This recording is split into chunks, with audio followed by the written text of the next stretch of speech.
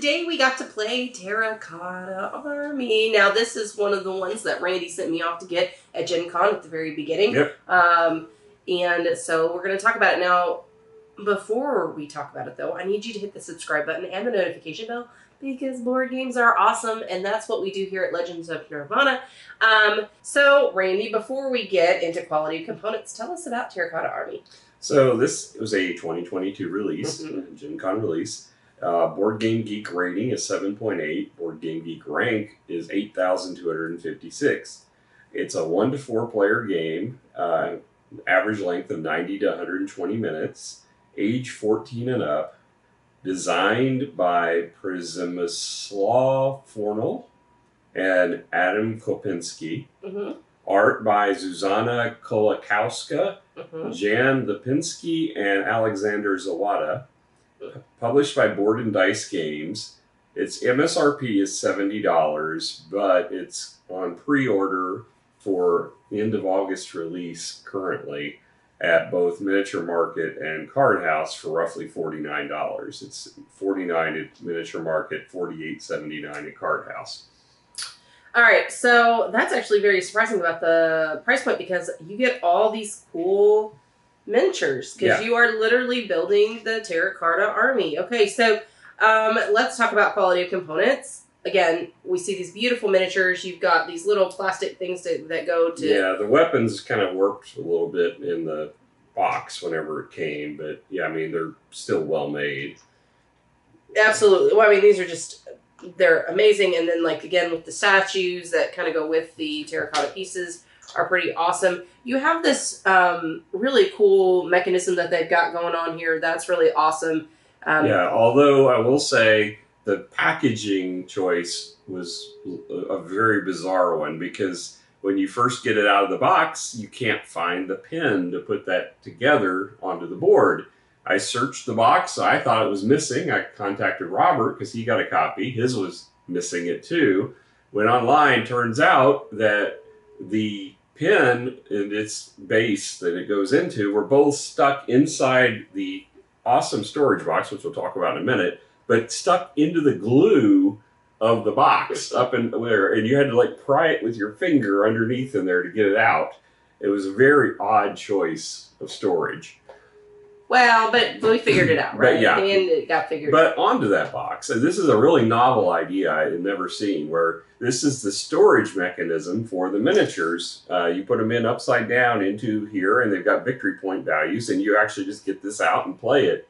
So once you put it away, it's already reset for your next game. It's actually a pretty clever idea. Yeah, I think they did really great on this. Now, you do have cardboard money, which is not our favorite.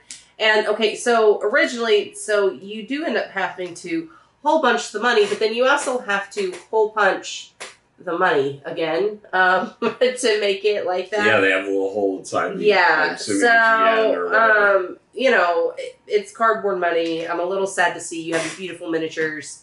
Why they didn't have a coin add-on, I don't know. But all the cardboard is linen finished. It is. It does have really good texture. I mean, it's fine for cardboard bits. You know, we actually ended up using the money this go around because thematically it made sense. But now, the meeples, though, they take you out of the theme pretty good. Yeah. I love their color palette because I got my purple, but they're just big meeples and small meeples. But overall, I think they did a fantastic job with the quality of components. I did think, you know, in the end of the day, they probably did a combination of cost effectiveness with some value here. And that worked out great. Overall, quality component wise, I'm willing to give this 8.5. What do you think? That's where I'm at. I think it's 8.5. It's, you know, it's done well. The board's very nice. It's nice on the table, and the components are pretty well done. I mean, for the price point, $70, it's a little hefty, but if you can get it for the $48, $49 price range, I think it's right there. Yeah, absolutely.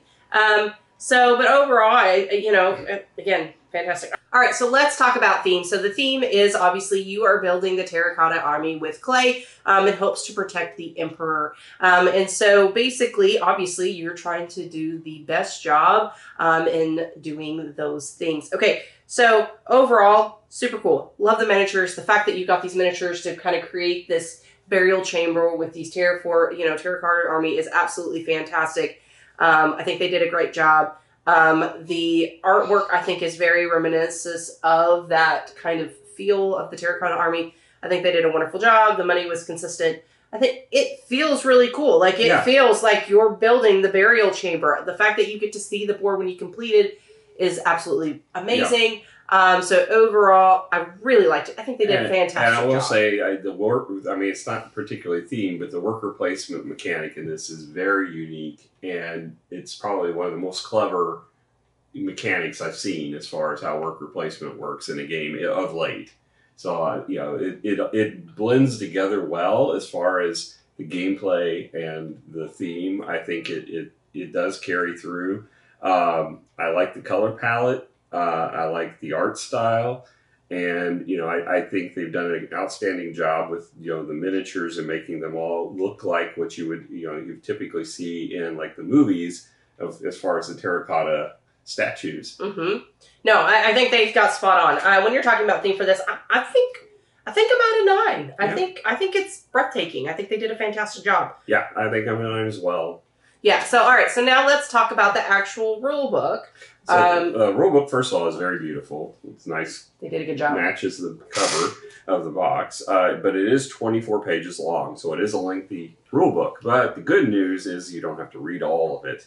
The opening pages are basically the components, which is really large art, and it's basically 4 pages of just telling you what's in the box. And then you've got how to set up the game. This game actually is fairly easy to set up because of the way it's stored. And yeah, the way it's stored and the fact that you get your little thing, you're taking your stuff out, and most of it you're putting on the board when you play the game. So the only thing that you really have to put out at the beginning of the game is your 2 little score markers. Oh, and your statues over here. And that's it. You're ready to go. And your round things. Right. So, but there's minimal. I appreciate it. An advanced game, this is a fairly easy one to get to the table. Yes. And as far as the actual gameplay, it goes from page 11 through really page 19. So it's only about 10 pages, total that you have to read as far as how to understand how to play the game. After that, you've got the credits and then kind of the appendix about the different master spaces and the different soldiers, and kind of a little bit of then the quick reference guide on the back. So there's not, it doesn't feel like it's as thick of a book as it really is. So it's an easy read. I think they did an effective job. There really was no confusion whatsoever. No. The game is not as advanced as it looks. It's really, as far as the T series of games, which this is probably one of the easier ones, I'm probably going to go ahead and give this an 8. I think it did a great job. It's a quick read for being as thick of a book as it is. Yeah, absolutely. So let's talk about the actual gameplay. So the gameplay is that you are going to start out based on player count. So I'm going to pretend that we're at a 3-player game because that's what we played last. We've actually played this game twice. So you're going to end up with 4 workers. Again, that is based on player count. So in this particular instance, it'll range from 3 to 5 depending on how many players you have. Right. All right. So basically, you start out again based on player count, and in this case, we're pretending like we're having 3 players. So therefore, we have 4 workers, but it varies between 3 to 5 based on player count. Okay. So I have these small workers now. When I'm going to place my small worker on the small worker space somewhere along this rondella. And basically when I choose that, I'm going to get 3 actions, okay? I'm going to get this top player. So if I place my guy here, actually over here sounds good because I get a lot of clay. So I'm going to get 4 clay, so then I'm going to take that 4 clay. Then I'm going to do the 2 clay. All right, and then I'm going to be able to flip over one of my weapons, okay? So that means I have access to it in the later round. When she says clay, she'll be getting wet clay because there's wet and dry clay. If each round, if you don't keep it, use it, it will go dry and you'll have to wet it to use it again. Right, which basically takes a top tier action, and we'll kind of go over that, okay? And so that gives me resources at the game. Now, there is a chance, say I already have clay and I don't really need more clay. I can end up spending, let's say I'm going to spend 2 coin. All right, and I'm going to be able to move this here, okay? This is actually going to give me a lot more clay.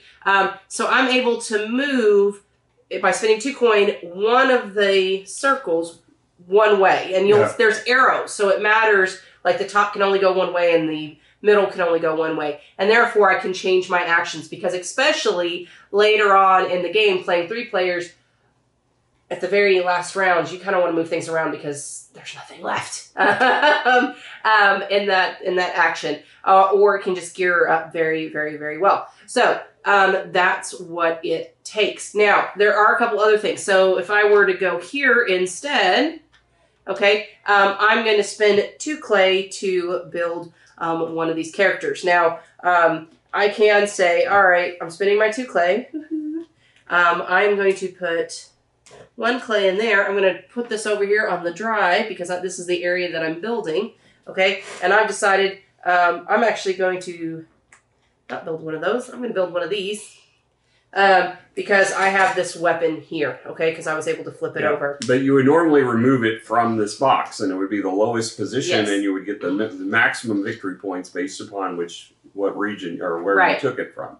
There just wasn't any of these left. So, okay. So, all right. So I'm going to decide I'm going to build this. It is the last one on the space, so I will get 3 victory points for do that. But I was able to get the weapon, so I'm going to flip over that weapon, which then allows me to do a special action. Now, each different kind allows you a different kind of action. So this particular one gives you 3 extra victory points when you go to place it. And it will let you also move one of your other statues as many positions as you want in a straight line, as long as it doesn't go through any other statues. Yes. Now, in this one aspect, so this game is a mixture of area control / I would almost feel puzzle. Okay, there's a couple reasons why I say this. When you go to place, for example, what gets scored is the majority. So based on, like in this thing, if this is placed here, this whole row, it depends on how many, whoever has the majority gets some, and whoever is present in that aisle also gets something, okay? And the same thing over here. And then also for round 1, it's this center row. So there's a couple of things that get scored at the end of each round. Also, the singers get scored for everything that is in their row or column, and some things like that. So there's a little bit of area control. But there is also this puzzle element, because at the end of the game, when you have like-minded statues, right, they're all the same, it will trigger another scoring round. So for each different player that contributed to the grouping, that's how many points it's worth. So in this case, there's 3 colors. So you get a lot of victory points here. So every statue is worth 3 victory points. And then whoever has dominance gets additional, and that's what they call it, dominance. And then everyone who gets presence gets something a little bit extra. Okay, so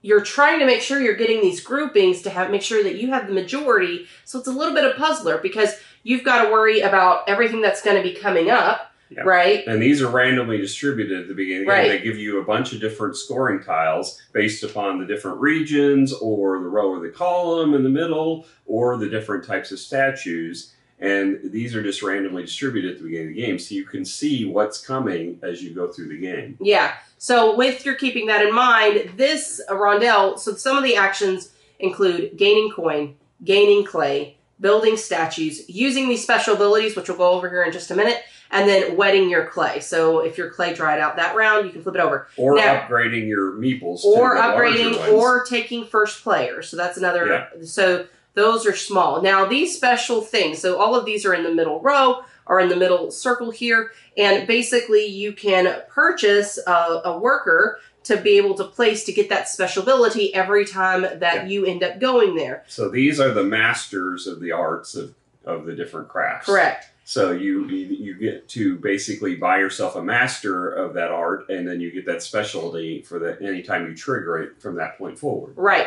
And this range from, this one gives you wet clay, this one gives you dry clay, this one lets you flip all of your weapons, super beneficial. I use that one more than once. This lets you move the scoring markers, so maybe that row isn't very good for you this round, so you're just going to move it along. You did this quite a bit. Yeah, I used it quite a few times. It still didn't. I never won the game, but it was beneficial. That's because and we'll talk about this here in a minute. Okay, so then there's this one allows you to do the inner ring twice, which is super powerful. I love that one. I would get the two clay into a worker and double that every time. That one it's beautiful because 4 clay, 2 workers in one go. It's beautiful. This one up here allows you to buy a worker, but if you buy the worker through coins, not with clay, you don't get the victory points on it. But that's really relevant. Yeah. Not so relevant for me because I don't want to waste the victory points because I always end up almost always completing all my workers. So well, I think it was a detriment in the 2-player game we played because we were able to play all of our workers with clay. 3, it wasn't as bad because I still had 2 left. We ran out, so it would have been more beneficial. But it lets you get workers into the scoring positions faster. So it's not horrible. But you do have to kind of gauge that. And 4-player, I think it's going to be way more beneficial than... The other things that you can do on the are to build these special statues. Now, these special statues are technically not owned by anyone. So when you build them, you're going to be building them with the potential of benefiting other players if you're not careful. Well, this one directly benefits you. Yeah, that one you're going to put your statue on, and it basically turns your statue into a 3-length position statue. Right, and so it can get scored in 3 lengths. This one allows you to score 1 victory point for everything surrounding it, but then it also triggers a majority presence trigger if there's more than 1 person on it. But only at the end of the game. Yeah, only at the end of the game. The next one scores you, basically counts a statue as double strength. Yes. And it also is worth 2 points at the end of the game. Right. And then the final one is another... It's called the Stinger, the musician, and it triggers... took advantage of that one a lot. I did. I wasn't afraid to place it early in the game and put my people down. So this one is another scoring mechanism, but it scores an entire row and an entire column every round. Every round. So if you can get 3 of your guys in a row and then place that sucker there and then just keep building along that route. Although the second game you kind of caught along my ways a little bit and I tried. It still didn't benefit me fully. And we'll talk about this. Because you don't pay attention to the end of the game scoring, which is super weird. You were so focused on end of round scoring, you didn't pay attention, because that's where I got it was, because we would be pretty close. Like, we'd be close. And then I would totally take off once we started doing end of game scoring. Well, which is very unusual for us. I had a different strategy this last game that didn't pan out because everybody bought my pikemen. Because my plan was I was going to move everybody into position at the end of the game, but because everybody bought my pikemen before I could do that, I didn't. Well, it was a scoring mechanism for round 4A. Yeah, that was the problem. Well, you should have seen that coming. Yeah. So the we didn't talk really about the larger meeples. So whenever you get a larger meeple, basically each one of the spaces has a space for a small and a large meeple. So I can go to a space where it's already occupied and place my large meeple there and take advantage of that space. But also, I can place my meeple first, and if I play my large meeple, it blocks that space. Nobody else can play there at all. Which matters more in the bigger player, like with 3 players, it mattered a lot more. But at the same time, I won both games, and I did not upgrade my worker once. So, yeah, I mean, they're advantageous, but I don't think they're overly broken where you have to get them. No, I didn't. And honestly, I didn't. I was like, okay, I can spend an action to upgrade it, or I can spend an action and not, I was like, I have too much other stuff I have to do. Mm-hmm. And then always towards the end where I was like, okay, I can do that now because there's not much else I can do. It was already taken. So I was just like, man, I didn't need it anyway. Yeah. And then at the last round, the round before last, I was like, oh, I could finally do that. I'm capable of doing it. And I was like, I just got 2 more rounds left. I'll just get me some resources. So you don't have to. But overall, but I think it would matter more during the 4-player because we were already feeling some. Mm-hmm. There was definitely a lot of tension in the 3-player. We were starting to feel the tension. There wasn't as much tension in the 2nd player. I wouldn't bother upgrading in the 2nd player unless it was just like, well, I guess that's the only place I can go. Really. Although you played it kind of effectively because you did a couple where you were able to double play in a really good spot because you had both workers. So overall, though, I really enjoyed this game. I had a lot of fun. We played it twice in like 3 days. We probably would have played it even closer together, but we were kind of sick. Still recovering from COVID. Finally done. Finally tested negative. You are. I'm still not, but... Well, that's because you haven't retested today. But I retested last night and I'm good to go. But, so, this was a lot of fun. I really enjoyed this game. I loved this. I thought that was very loved close. it. Matter of fact, this one was not even on my radar to purchase. I had it on my checkout list. But then I watched a playthrough on YouTube, and when I saw it, I'm like, this has all the game elements we enjoy. Now, I was a little concerned about the area control with you, because I know you don't like area control. This is different. This is more of a scoring, basically positioning for scoring than it is area control per se. Well, and here's the thing, though. I didn't really pay attention to the area control in most of it. Because you got to realize, I was letting you fight and figure out having you the majority where I was setting up for in-game and the later rounds, and that worked out well for me, so I understood area control, it was a little bit on there, but it wasn't very attacky. It was just like, okay, I just got to get my people out faster or in the right position, and I'm okay with that. So for this was phenomenal. The fact that I could even turn the wheel, right? So I could spend 2 coins to change the wheel, and then you can spend 2 points to change the wheel. So you can get some rotation where the beginning doesn't look like the end of the round, and it seems so well balanced. Like, they did a great job. If you look at the wheel, there's not that many different actions on it, really. But they're positioned well so you can strategically decide when it's optimal for you to turn it. Like, there was a round when your dad was going to, I had to play he had no coin, so he couldn't turn it. So if I had turned it, I would have set him up where he could use his clay to build a statue. But I wanted to make sure I didn't get him in a situation where he could do that, so I kept it where it was, even though it would have been advantageous for me to have turned it. It was going to actually hurt me in the long run because I was strategically choosing when I wanted to pay to turn it. Well, and I was turning that thing sucker like all the time. Like, I didn't care. I was just like, okay, I need this. This. So the only thing is that it does make it so you can't plan ahead. You can't really know what you're going to get when your turn comes around because other people could have changed the dial on you. Well, you guys didn't really change the dial. I had no problem. I was like, I'm going to do this. I'm going to change the dial here. Yeah. And sometimes I was always pleasantly surprised. Oh, look, someone changed the dial for me. Look, I don't have to pay the 2 coin now. But the fact that you're getting 3 actions, I mean, sometimes the outer ring is kind of meh, but you have to take it or else just waste it. So overall, though, I think the game, they did an amazing job. I love the rondelle. I loved the scoring mechanism. Everything was beautiful in this game. I really appreciated all the work that they put into it. For me, I'm going to give this a 9.5. This is just so beautiful. This is so beautiful. I loved what they did. I was thinking 9, but then when I thought about the ingenuity of this, 9.5. So, I don't think I'm quite there. I'm going to probably give it an 8.5. I think it's an outstanding game. I think it was well made. I don't like... It's so balanced. Well, it is. I don't think there's as many scoring options as I would like, but I still think it's a really well-designed game. And I think it's going to, the nuances of the strategy, I'm still trying to pick up. And I think that's good because it makes me think about the game. Anytime it's a game that I go back and think about afterward and want to try it in a different way to try to figure out how to make it work better, I always rate that game highly. I think an 8.5 is a good score for this one. I don't think it's quite a 9 for me yet. I know you tend to get a game and just love it immediately. I don't usually get that way immediately about a game. It takes a special game for that to happen. I was at a 9 until I thought about the ingenuity of this. I think that is a brilliant mechanic. I do think so, and I liked. It is area control, but it is in a way that I like. And end of scoring can be so powerful. And then you're building, and I love all that pieces. So this is really right up my alley. Oh, yeah. Like, this is...